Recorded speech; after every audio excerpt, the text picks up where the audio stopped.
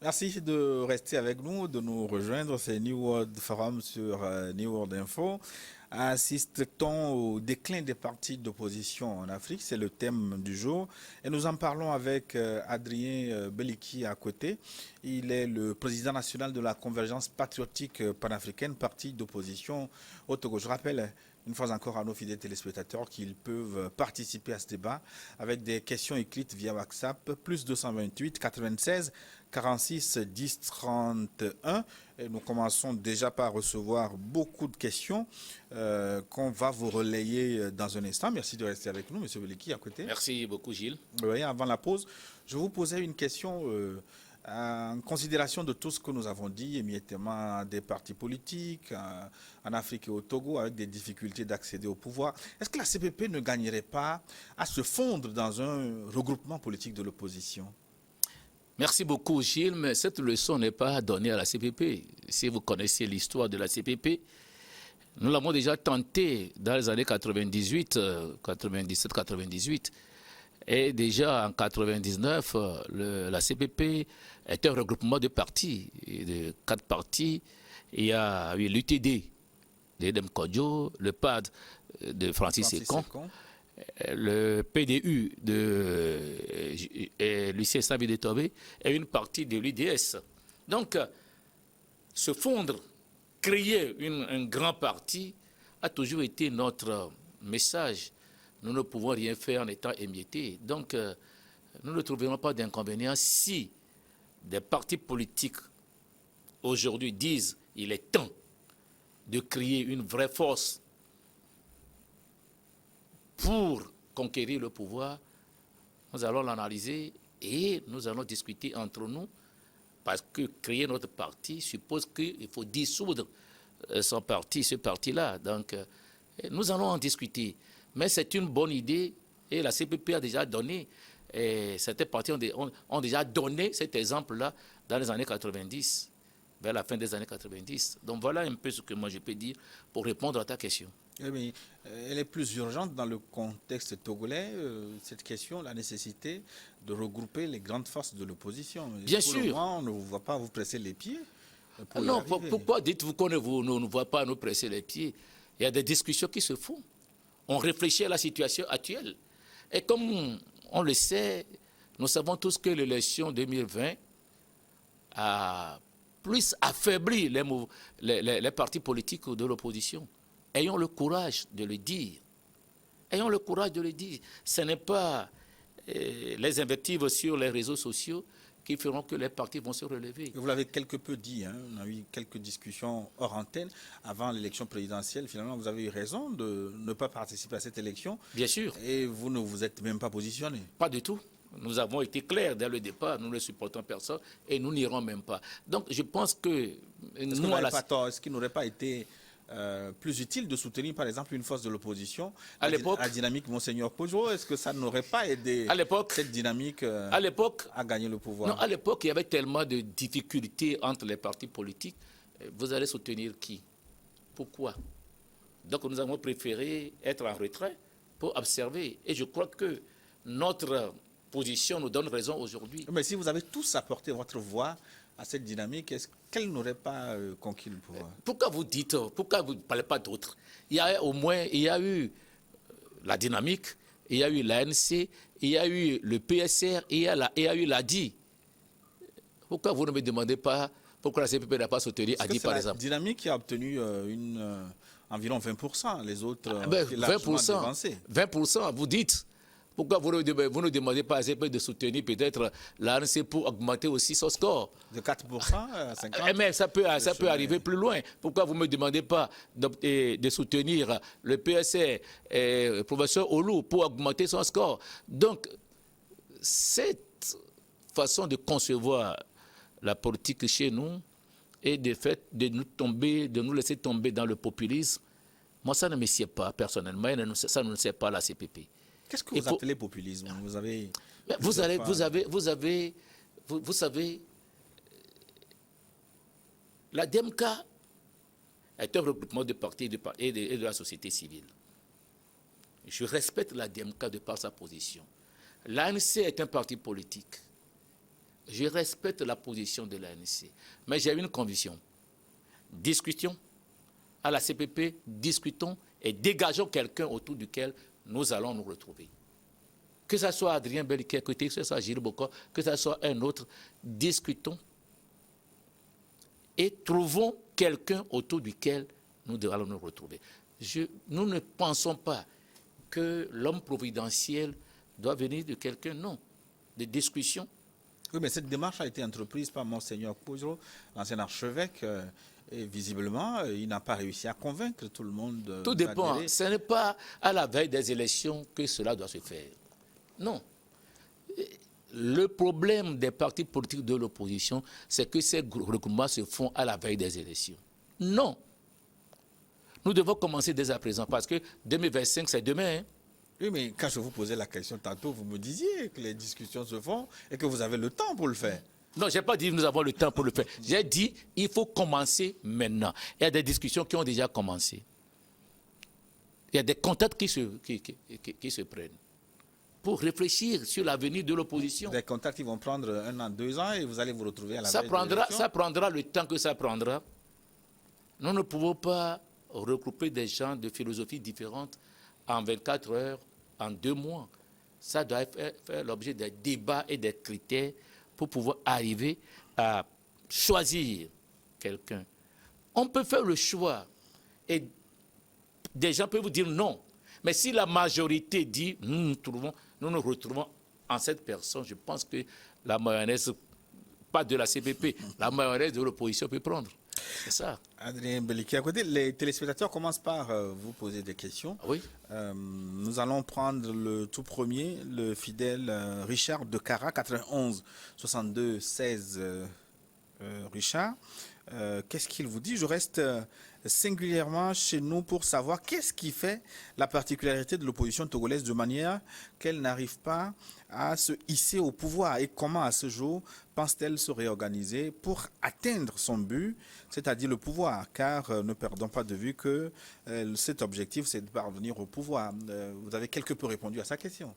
Quelque peu, mais disons que le peuple à un moment donné, les leaders ont fait croire au peuple que tel est le Messie, tel est le Messie. Mais est-ce que ce Messie a été accepté par tout le monde? Est-ce que ce Messie a su créer les 12 apôtres de Jésus-Christ pour convaincre les Togolais du message d'amour, du message qu'il faut prendre pour arriver au pouvoir? Telle est la question que nous devons nous poser. Mais si le Messie cherche plutôt à écraser les autres, ce n'est plus le Messie. C'est ça qui a fait que l'opposition n'a pas pu, jusqu'à aujourd'hui, arriver au pouvoir. En 1993, vous savez ce qui s'est passé. Vous savez ce qui s'est passé au Togo. Lorsque Feu Edem Kodjo a été candidat, accepté par à Cotonou, à l'hôtel Novotel, si mes souvenirs sont bons, le débat a eu lieu à l'hôtel Novotel. Et ce qui s'est passé à la suite. Donc aujourd'hui, mais c'est des expériences. Moi, j'admire ces expériences. Je suis très content que nous avons vécu ces expériences-là. Aujourd'hui, revenons sur terre. Qu'il n'y aura pas de Messie sans un Jean-Baptiste.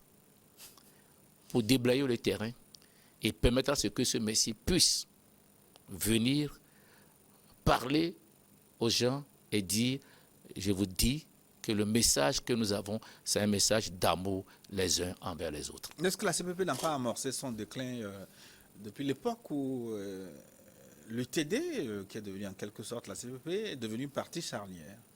C'est l'UTD qui a été parti charnière, ce n'est pas la CPP. L'UTD. La CPP a été formée en grande partie. Mais ce n'est pas l'UTD seul. C'est peut-être une des raisons pour lesquelles vous avez changé de peau. Ah non, l'UTD n'a pas changé de peau. L'UTD, avec d'autres partis politiques, ont posé un problème en disant l'émiettement des partis politiques ne va pas créer un vrai dynamisme. Il n'y aura pas un parti supérieur, un parti moyen, un parti nul. Non. Créons les conditions pour une bonne alternance. Il y en a qui ont accepté, qui ont cherché à dissoudre. En faisant ça, il y en a qui ont quitté leur parti pour aller ailleurs. Donc maintenant, nous sommes en face d'une réalité.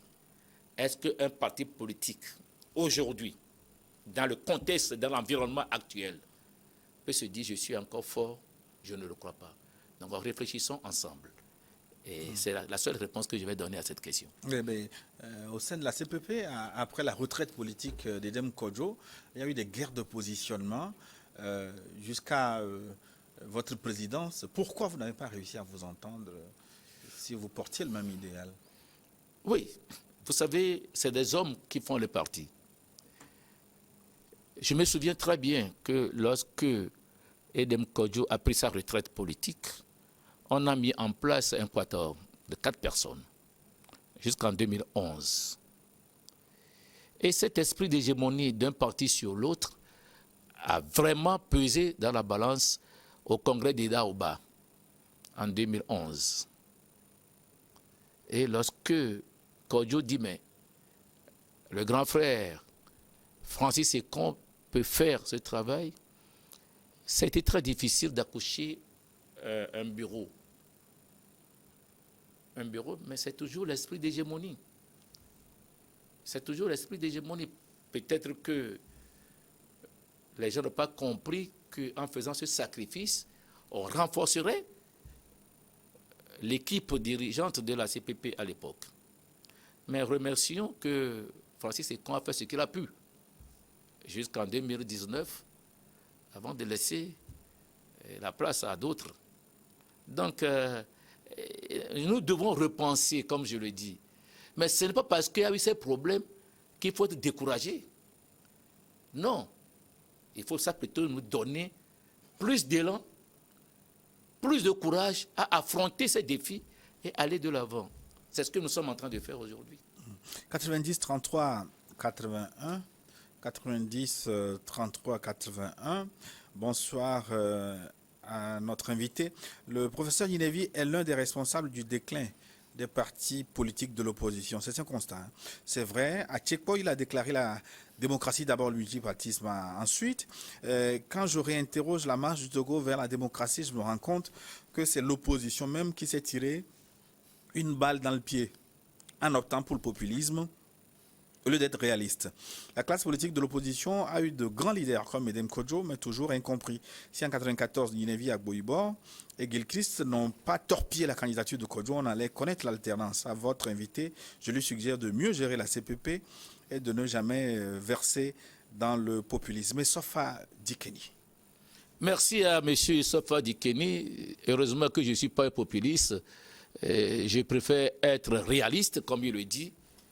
Nous n'allons pas revenir sur ce passé douloureux de la marche vers la démocratie, vers la marche vers la conquête du pouvoir. Mais redisons-nous tout simplement que l'histoire est là pour nous rattraper et que nous devons refaire l'histoire avec la jeunesse d'aujourd'hui. Nous n'avons plus la même jeunesse il y a de cela 20 ans. Une jeunesse qui est accro à WhatsApp, qui est accro au Facebook, est une jeunesse qui a déjà la compréhension, la maîtrise des outils de communication. Donc ce que nous pouvons dire, c'est que nous devons repenser l'opposition pour refaire le chemin, sinon nous allons rester sur place et tourner en rond. 93 74 17, 93 74 17, quelle est actuellement la place de la CPP sur l'échiquier politique togolais vu le mutisme du parti dans l'actualité politique depuis quelques années? Gérard Roussou. Le mutisme de la CPP, je ne sais pas si nous avons été muets. Nous avons... En tout cas, vous ne parlez pas beaucoup. Non, nous parlons beaucoup à travers nos communiqués. Ce n'est pas parce que nous ne descendons pas dans la rue pour crier tel est imbécile, tel est ceci, non. Mais un communiqué rédigé à votre secrétariat, ils distillent on ne sait où, est-ce que ça sert à quelque chose? Mais nous faisons... Vous voulez qu'on fasse des conférences de presse? Bien sûr, on les fera plus tard. Mais pour le moment, le seul canal que nous utilisons, c'est vos antennes, d'autres antennes également. Mais nous parlons beaucoup. Nous nous retrouvons pour discuter de l'avenir. Et le mutisme dont on parle, ce n'est pas vrai. Nous n'avons pas été muets. C'est peut-être que nous n'avons pas été bien compris. Ou bien nous n'étions pas dans le tohu-bohu que faisaient les gens. Mais nous pensons qu'il est temps maintenant qu'on ait les deux pieds sur terre et regarder l'avenir en face. On va répondre au 91 24 44, 91 24 44. Bonjour le plateau, nous apprécions la qualité de votre débat, mais votre émission se focalise plus sur l'international que sur le Togo, ce qui est notre objectif. La France faisait de président, soyez réaliste. Hein. Si certains hommes politiques cherchent la bénédiction de l'Élysée, c'est parce qu'ils cherchent à tout prix le pouvoir, même s'il faut sacrifier l'intérêt de son peuple aux dépens de celui de la France. Si le président Talon, notre téléspectateur, peut tenir tête aux intérêts des Français, c'est parce qu'il a créé les conditions de son autonomisation. Bien sûr, il faut créer les conditions de son autonomisation. Je disais tout à l'heure, dans l'une de vos questions, que je ne crois pas que l'Élysée choisit des gens pour venir. C'est vrai que peut-être dans le temps, ça se passait au moment de la guerre froide, mais aujourd'hui, il faut que les Africains se réveillent pour choisir les leaders. Les gens me rétorqueront en disant que les élections sont frauduleuses, ceci. Non, c'est aux Africains de chercher les moyens nécessaires. Et aux partis politiques eux-mêmes. L'exemple le plus simple, nous avons des élections régulièrement. Est-ce que nous avons la capacité d'avoir tout le monde dans tous les bureaux de vote? N'allons pas nous réfléchir pour dire, mais si je ne suis pas tellement présent ici et que mon collègue qui est de tel parti est présent, que l'on soit ensemble pour me donner les résultats dont j'ai besoin.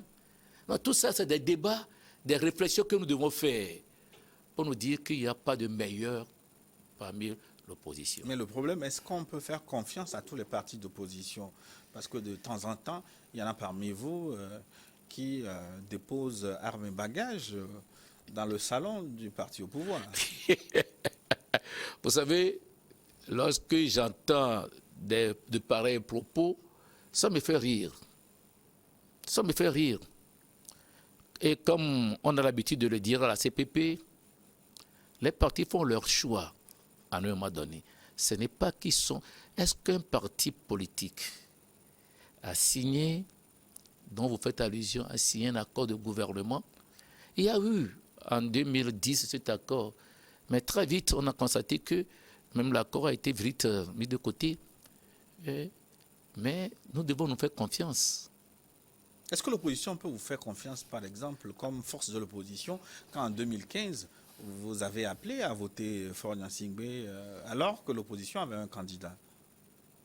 Est-ce que l'opposition peut nous faire confiance? Je dirais oui. Et j'ai toujours assumé ce passé. Je n'ai jamais dit que ça n'a pas été fait. Est-ce que nous avons signé un accord avec... On a signé un accord avec le parti au pouvoir? Non. À un moment donné, des partis politiques se sont retrouvés. Et on dit, voilà ce qui va se passer. Il faut qu'on dise la vérité à ce peuple. Est-ce que Faure Gnassingbé ne ferait-il pas son dernier mandat en 2015 pour qu'en 2020, il ne se représente plus? C'est des débats qui ont eu lieu. C'est des débats qu'on a eu à faire au sein des partis politiques. Et au dernier moment, des partis se rebiffent. Mais la CPP a assumé. Ça a coûté à la CPP, c'est vrai. Mais la CPP n'a jamais signé un accord. A appelé, mais n'a jamais signé un accord. Pourquoi il n'y aurait pas de confiance? Mais on a vu des partis politiques au gouvernement de Faure Gnassingbé. Mais pourquoi les gens n'en parlent pas? Donc arrêtons de dire. Mais prenons l'exemple de Sarkozy. Quand Sarkozy est venu au pouvoir en 2007, son ministre des Affaires étrangères est un socialiste, Kouchner. Il a mis des gens dans son gouvernement qui sont des autres partis adverses. Jacques Chirac, en 2012, ancien président de la République, un homme de droite avéré a appelé à voter pour François Hollande. Est-ce que ça a fait de Jacques Chirac quelqu'un de socialiste? Quelqu'un qui n'est plus chose là? Mais ne rabaissons pas le débat terre à terre. Soyons des hommes politiques de haut niveau. C'est ce que moi je voudrais dire. Alors, que pense la CPP de la première année de gouvernance Victoire Ndogwe?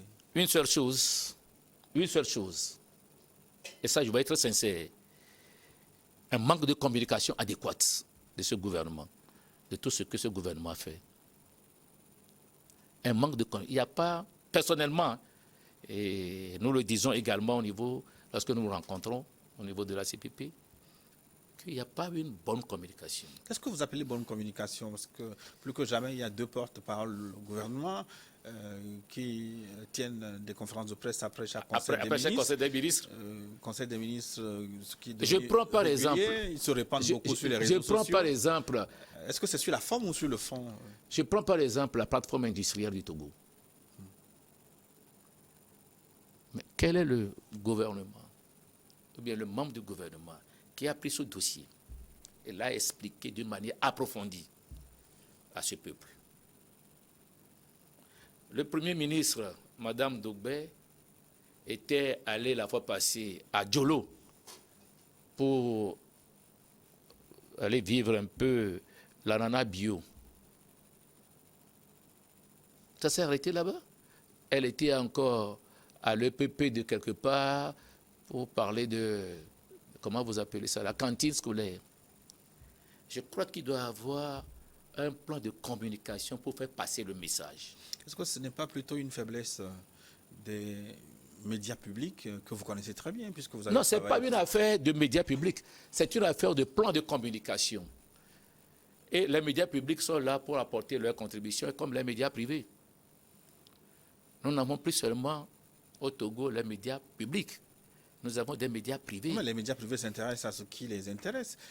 Non, mais c'est au gouvernement, au gouvernement, au membre du gouvernement de s'intéresser aux médias privés. Si par hasard un ministre prend le dossier plateforme industrielle d'Adéticopie et invite des médias à grande écoute et discuter, développer, créer les conditions pour que le message passe, les gens sauront qu'il y a une plateforme industrielle. Les gens sauront qu'il y a à Djolo un grand travail qui se fait sur la, par exemple, sur l'ananas bio. Ça va susciter, non, ça va susciter d'autres jeunes à essayer. Moi, je vous dis sincèrement, j'ai été invité par le ministère de la coopération italienne à Rome. Et c'est au cours de nos rencontres que j'ai découvert qu'il y a de l'ananas bio de Djolo. Je ne le savais pas au Togo. Mais pourquoi vous ne leur faites pas la proposition? La proposition à qui? Au gouvernement. Au gouvernement. Vous avez dit tout à l'heure des porte-parole. Je ne suis pas du gouvernement pour pouvoir en parler. J'en parle actuellement et c'est à eux de prendre ce que je suis en train de dire et de l'analyser pour en faire un programme pour eux. C'est ça. Il y a beaucoup de choses qui se font, mais il y a un manque de communication adéquate pour faire passer le message. Et également que le gouvernement sache que le temps est venu pour qu'on change de curricula pour l'éducation nationale. Nous avons besoin aujourd'hui des maîtres d'œuvre qualifiés pour cette plateforme-là. Je vais vous rappeler, pour vous les jeunes, lorsqu'on a mis en place la CIMAO, qui est devenue CIMTOGO, il y avait 3 pays, le Ghana, le Togo et la Côte d'Ivoire. Mais la main d'œuvre pour aller travailler, le Togo n'en avait pas. Mais si on devait aller en chercher au Ghana, ça va coûter très cher. Et petit à petit, les gens se sont retirés. Donc nous avons besoin de la main d'œuvre qualifiée. Nous avons des lycées techniques, des collèges techniques. On doit les appuyer plus pour créer les conditions nécessaires de la professionnalisation de la main d'œuvre de notre pays. On a beaucoup plus de géographes, des sociologues. Nous avons des géographes, c'est bien, mais aujourd'hui, la jeunesse qui est sortie de l'université, qui a peut-être le BTS, qui a peut-être le master, tout ça, là, on en a toujours besoin. Mais on a besoin également d'une jeunesse professionnelle aujourd'hui pour remplir les conditions nécessaires d'emploi sur le terrain. Ça veut dire que, qu'est-ce que vous voulez dire? Ça veut dire qu'avant, ou dans le programme d'installation de la plateforme industrielle d'Adéticopé, il aurait fallu mettre en place des structures non, on a créé l'IFAD. Pour avoir une main-d'œuvre qualifiée. Non, on a créé l'IFAD. C'est une belle idée. On a créé l'IFAD pour former des gens. Maintenant, l'IFAD, pour former des gens, pour être opérationnel, c'est peut-être dans 6 mois, dans 2 ans. Oui, des ingénieurs, il faut encore beaucoup plus. Les ingénieurs, ils font beaucoup plus d'ingénieurs. Il faut former également la main-d'œuvre basse pour pouvoir être des main-d'œuvre qualifiées dans l'entreprise. 90, 54, 69. 90, 54, 69. Très beau débat avec l'invité, merci.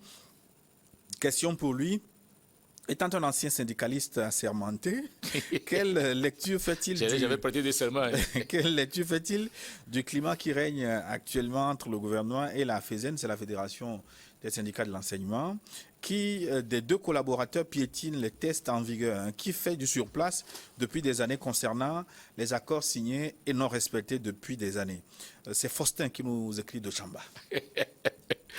Je m'attendais à des questions de ce genre. Je voudrais tout simplement inviter les organisations syndicales à chercher à se professionnaliser. Parce que, avant, je le disais, le syndicat a 5 fonctions. La fonction éducative, la fonction sociale, la fonction normative, la fonction revendicative, etc., etc. Mais lorsque nous prenons tous nos syndicats, c'est seulement la fonction revendicative. Mais avant d'aller revendiquer, il faut connaître ce que vous allez revendiquer. Je ne partage pas tellement que les accords ne soient pas respectés des 2 côtés, mais je demande tout simplement à nos organisations syndicales de se professionnaliser et lorsqu'il y a un accord, de faire le suivi, de ne pas attendre, de faire le suivi. Parce qu'un accord, c'est un cadre général. Maintenant, comment l'accord va être exécuté? Si vous ne le faites pas et que vous attendez que le gouvernement le fasse, le gouvernement, je l'ai dit à nos amis de la CZ en 2018, si mes souvenirs sont bons, que le gouvernement a 7 millions de gens. Vous avez peut-être 40 000. Lorsqu'il y a peut-être des problèmes, le gouvernement va penser à 7 millions avant de penser aux 40 000, parmi lesquels les 40 000 également. Donc, lorsque vous faites des négociations, il faut toujours le suivi pour obliger l'employeur à exécuter ce que vous avez conclu. Est-ce que le gouvernement a tenté de vous écouter dans cette crise, par exemple, comme personne ressource, personne d'expérience? Je suis maintenant politique. On peut écouter les politiques. Bon, peut-être, on en a discuté un tout petit peu à la CNAP, mais je pense que nos centrales syndicales doivent se retrouver pour discuter sincèrement et faire en sorte que leur voix porte. Vous avez posé le problème dès le départ. Je vous ai parlé de l'émiettement, je vous ai parlé de la faiblesse même, de la non-professionnalisation de nos syndicats. Est-ce que nous pouvons trouver quelqu'un aujourd'hui dans un syndicat qui peut expliquer l'économie que le Togo a choisie depuis un certain temps? Et quelles sont les conséquences de cette économie, de ce modèle économique, de ce choix économique? Est-ce que quelqu'un peut expliquer ce que c'est qu'un budget à nos syndicats? Et que le budget, lorsqu'on dit que nous avons 1 000 milliards et qu'il y a 15%, 20% consacrés au social, que ce n'est pas de l'argent liquide immédiatement. Donc, c'est tous ces débats-là que les syndicats doivent faire aujourd'hui. Les mêmes faiblesses, on les retrouve au sein des partis politiques, au sein de vous. Je ne suis pas sûr que c'est pourquoi je dis, vous comprenez tous les vocabulaires que vous parlez. Non, de temps en temps, on appelle des professionnels pour le faire. Mais les syndicats doivent voir. Quand je prends les syndicats anglophones, vous allez voir tout ce dont je parle, c'est au sein de ces syndicats. Et nous l'avons découvert à la CSI Afrique, en invitant les gens, on se dit, attention, c'est des gens qui militent dans le syndicat. Ici, les gens militent, mais il faut les utiliser. Et il faut que celui qui est à la tête du syndicat ait une vision. Si vous n'avez pas de vision, comment vous allez diriger le syndicat? On ne vient pas à la tête du syndicat pour aller revendiquer tout simplement. Non. Pour créer une certaine dynamique et un rapport de force avec l'employeur. Et quand je parle de rapport de force, ce n'est pas seulement les grèves. Lorsque vous voulez discuter avec un, avant d'aller en grève, vous devez poser les revendications. Et les revendications doivent être soutenues. On vous invite à discuter. Et vous discutez en apportant des preuves de ce que vous dites pour contraindre l'employeur à se résoudre, à résoudre votre problème. Donc je voudrais inviter tout simplement les organisations syndicales à créer les conditions nécessaires pour leurs militants et faire en sorte que ces militants soient à la hauteur des débats qu'ils vont mettre. Nous allons prendre la question de Pierrot qui nous écrit de l'Iowa aux États-Unis. Plus 1 240 479. J'espère que Sylvain Tata nous suit. Plus 1 240 479. Ma question à votre invité, c'est une question sèche. Est-ce que les opposants togolais aiment vraiment le Togo avec leur divagation et trahison? Comment il s'appelle? Je n'ai pas gardé le nom. Pierrot. Pierrot, vous êtes Togolais, je suis sûr. Oui, vivant aux États-Unis. Vivant aux États-Unis. Dans la Iowa. Comme on dit chez nous, on ne monte jamais, comme la peau ne monte jamais, ou bien quelqu'un ne monte jamais sa case avec la main gauche. Et les opposants togolais aiment leur pays. C'est pour cela que certains n'ont pas quitté le pays malgré les menaces qui pèsent sur eux. Ils aiment beaucoup leur pays. C'est vrai qu'il y a de la divagation, c'est vrai qu'il y a des guerres entre nous. C'est pourquoi nous interpellons les responsables politiques régulièrement pour dire ça suffit. Ce n'est pas une affaire de biceps ni de triceps, de dire je suis le plus beau, je suis le plus ceci. Non. Reposons le problème sur la table, discutons et trouvons le meilleur, peut-être pas le meilleur, celui qui, peut-être en qui nous portons notre confiance et allons-y de l'avant. Non. Aussi, n'est-il pas facile d'être opposant dans les pays d'Afrique francophone? Bon, partout dans le monde, on voit ce qui s'est passé hier sur Zemmour à Marseille. Bon, donc, c'est partout dans le monde. Mais de toute façon, ce qui est clair, c'est qu'en Afrique, nous sommes en train de nous rechercher. Donc, il faut reposer le problème. Ce qui s'est passé en 90, 91, 92, jusqu'à un moment donné, nous devons tirer le son de tout cela pour reprendre la lutte là où nous l'avons laissée. Et pourquoi vous ne vous mobilisez pas quand certains membres de l'opposition sont en difficulté? Je pense notamment à la dernière arrestation de Jean-Paul Omolou de la DMK. On ne vous a pas entendu sur ce sujet. Je pense que le problème des responsables politiques aujourd'hui en prison est un problème général. Est-ce que nous mobiliser pour aller crier dans la rue résout le problème? Pour certains d'entre nous, il faut plutôt choisir la diplomatie de couloir. Il faut choisir plutôt la diplomatie pour résoudre ces problèmes-là. Je l'ai dit la fois passée, Jean-Paul Omolou, Dima Auré, d'autres que je ne connais pas peut-être, mais que je connais, dont j'oublie le nom, parce que c'est les noms qui reviennent régulièrement, sont les seuls à souffrir aujourd'hui quelque part, par manque de liberté. Est-ce qu'en criant, en invectivant, en insultant le gouvernement, on résout le problème? Ou bien en posant le problème d'une manière plus intelligente? Nous ne pouvons pas parler de démocratie et arriver à ça. Maintenant, qu'est-ce qu'on leur reproche? Ça, c'est un autre problème. C'est ça. 93 58 43. 93 58 43. Bonjour à notre invité. Merci pour ce débat. La CPP est-elle prête à coopérer avec le pouvoir pour le développement du pays? C'est Sylvestre qui nous écrit depuis longtemps. Qu'est-ce qu'il appelle coopérer? Qu'est-ce qu'il appelle coopérer? Participer à quoi? À l'animation gouvernementale. Cette question est un peu ambiguë. Nous parlons du développement du pays. Retrouvons-nous ensemble pour redéfinir là où nous voulons aller. L'opposition doit chercher d'abord sa porte de sortie. Discuter avec le gouvernement. C'est ce qui s'est passé avec le parti au pouvoir, pas avec le gouvernement. Avec le parti au pouvoir. Pour dire, si vous n'avez pas une opposition forte, nous sommes tentés de dire que nous tendons vers un régime, un pays à parti unique avec tout simplement des pots de fleurs, c'est dire de l'opposition. Donc, le parti au pouvoir doit comprendre qu'il n'est pas de son honneur de dire que tous les partis sont morts et que nous sommes les seuls. Non. Non. Parce que personne ne sait ce qui peut se passer. Hein. 2017 a surpris tout le monde. Et personne ne peut me dire aujourd'hui que ça ne peut plus revenir. Le 5 octobre a surpris également.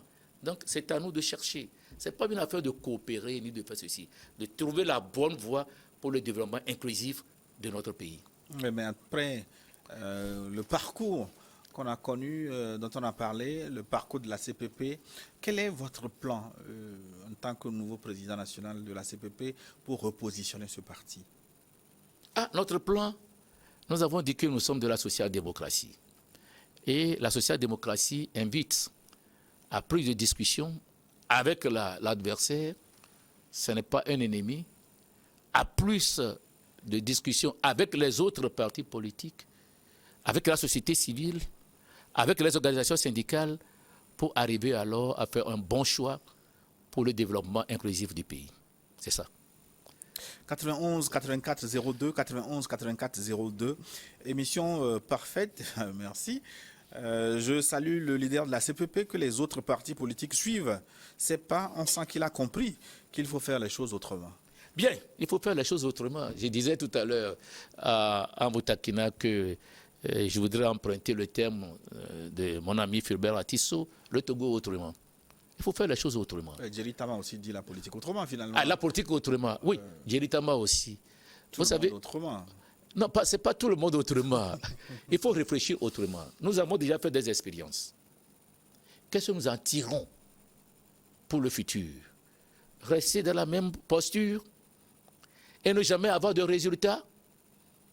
Ou bien réfléchir autrement en tant qu'homme doté d'intelligence? C'est ça la question qui se pose. C'est pourquoi moi je suis heureux de constater que les petites discussions que nous avons entre nous, les gens comprennent que nous sommes arrivés au carrefour.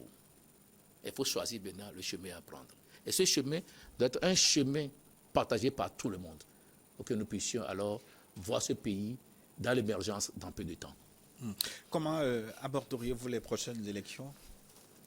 Nous pensons d'abord au renforcement de nos fédérations, de nos points focaux pour avoir une certaine assise, une bonne assiette politique nationale et voir comment nous allons nous positionner. Mais d'ores et déjà, je peux vous dire que pour nous, à la CPP, nous nous disons que nous n'allons pas nous éparpiller. Nous devons choisir là où nous savons que nous pouvons avoir gain de cause pour y aller. Nous n'allons pas couvrir peut-être tout le Togo. Parce que ça ne servira à rien de le faire. Nous avons des partis qui se disent qu'ils peuvent couvrir tout le Togo. Ça, c'est leur choix. Mais nous, nous disons, nous n'allons pas couvrir tout le Togo. Mais là où nous savons que nous pouvons gagner, nous irons là-bas. C'est ça. C'est où justement? Parce que ah non, mais laisse-moi le temps. Je veux pas non, je veux pas dévoiler. Des fiefs. Quel est le fief de la CPP? Je ne veux pas dévoiler toute ma stratégie ici. Non. C'est une stratégie de guerre. Si je le dis que d'autres partis commencent à me combattre sur le terrain, qu'est-ce que je vais faire? Donc je garde mes fiefs tels que je les ai jusqu'à présent. Les élections à venir, ce sont les régionales, les législatives. La présidentielle. La présidentielle, nous n'y pensons pas pour le moment. C'est pourquoi je dis, dans 2025, si nous voulons avoir un candidat, discutons avec beaucoup de partis actuellement. Créons les conditions de nous comprendre pour faire en sorte que le candidat que nous allons choisir, même si des gens ne veulent pas, ce candidat ait vraiment le soutien de beaucoup de leaders politiques. Si c'est Gilles Bokor, moi je n'aime pas Gilles Bokor, mais si c'est ça le choix, que je fasse table rase de mon passé, que je fasse violence sur moi-même pour dire Gilles, nous te soutenons. C'est ça ce que nous souhaitons pour 2025. Gilles Bokor comme un exemple, comme un citoyen lambda. Hein. Sinon... Comme un citoyen lambda qui peut demain aussi être choisi par quelqu'un pour dire, bon, la société civile vous choisit pour nous représenter. Je vous applaudirai d'ailleurs. Est-ce que vous avez assez de cadres pour les positionner pour les législatives à venir? Ah bien sûr. Bien sûr, la CPP a été faite par des gens, des gens de haut niveau. Moi, je suis heureux de voir des jeunes aujourd'hui qui ont un certain bagage intellectuel et se positionnent. La dernière rentrée politique que nous avons eu à faire, j'ai été surpris qu'on nous a amené des amis et après les débats qui disent nous suivons vos débats sur les antennes, les communiqués, nous voulons faire chemin avec vous. Donc nous avons des cadres pour être positionnés pour les élections prochaines. Alors, Pierrot nous revient pour poser une question. Pierrot, c'était le plus 240 479. Sa deuxième question concerne la maison de la diaspora. Pensez-vous que la division que le parti au pouvoir installe dans la diaspora, il veut dire, peut contribuer donc à faire réussir cet objectif? Peut-elle nous permettre de rentrer vraiment pour participer au développement de notre chère patrie? C'est le souhait de tout leader politique que la diaspora contribue à l'émergence du pays. Je vois dans certains pays des programmes qui se font avec la diaspora. Le Bénin a fait une expérience il y a de cela quelques années. Je ne sais pas si ça continue. Les médecins béninois en Europe et dans le monde viennent travailler peut-être 3 mois, 4 mois et repartir. Ceux qui veulent rester, restent. Maintenant, nous devons aussi interpeller le gouvernement pour lui dire que la diaspora a un grand rôle à jouer. Et dans cette diaspora, il y a ceux qui soutiennent le parti au pouvoir et il y a ceux qui soutiennent l'opposition. Qu'on laisse la chance à tous de venir participer au développement du pays, dans le respect des lois du pays. 90 09 33, 90 09 33. Au Togo, l'opposition ne s'intéresse qu'à la chose politique, les élections notamment, les problèmes sociaux tels que la vie chère, à laquelle le peuple est aujourd'hui confronté à cause de la mauvaise gouvernance, ne disent rien à l'opposition. Que dit votre invité? C'est Pascal qui nous écrit. J'ai déjà répondu d'une manière ou d'une autre que nous sommes de tendance social-démocratie. Nous travaillons avec les syndicats. Et je voudrais tout simplement dire aux amis que nous réagissons par rapport à la vie chère. C'est tout le monde est logé à la même enseigne. Ce n'est pas tellement ceux qui ne sont pas des partis politiques, même ceux qui sont au pouvoir, c'est la vie chère pour tout le monde. Donc, je pense que la vie chère concerne tout le monde. Et si vous lisez très bien nos communiqués, nous faisons allusion à ça.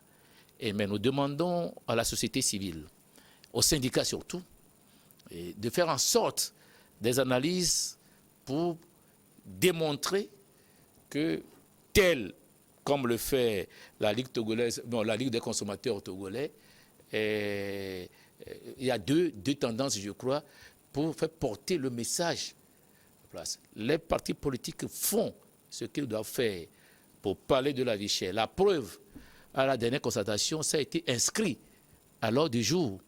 C'est pour cela qu'on talonne aujourd'hui le parti et le ministre, le rapporteur général de la concertation, à faire en sorte que le cadre permanent de concertation soit mis en place pour repasser tout ce qui n'a pas été dit durant les 6 mois derniers.